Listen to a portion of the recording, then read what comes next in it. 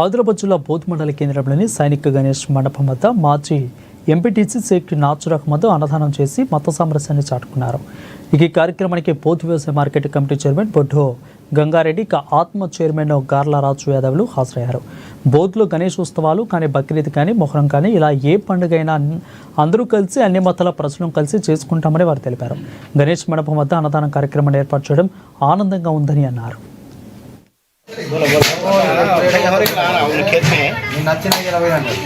आने के बाद और आधा किलो जी ला लो घी अच्छा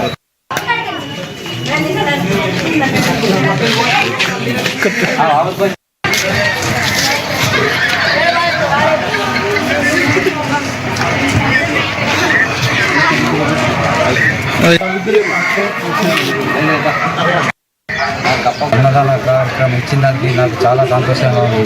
ఎందుకంటే నేను ఇది ముచ్చటగా 3వ సంవత్సరం ఇచ్చిన. నా ఆశయం ఏంటిదంటే ఇంకా 2 సంవత్సరాలు మా గణపతి పెట్టిన సభ్యులందరూ నేను అందరం ప్రజలందరూ సుఖ సంతోషాలతో ఆయురారోగ్యాలతో ఆనందంగా ఉండాలని, నేను ఇంకా 2 సంవత్సరాలు గణపతి భోజనం పెట్టి అదృష్టం నాకు ఇవ్వాలని నేను కోరుకుంటున్నాను. గణేష్ మండలి వారు నిర్వహిస్తున్నటువంటి అన్నదాన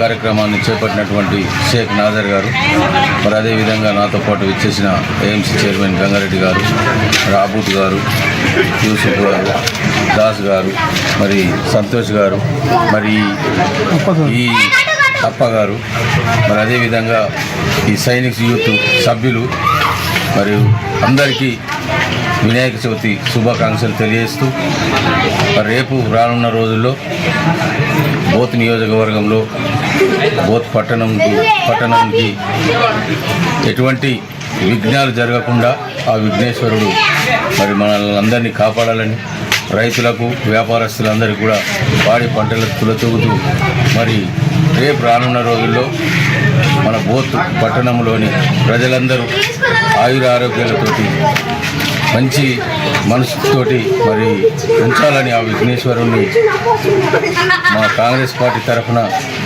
ప్రత్యేకంగా మరి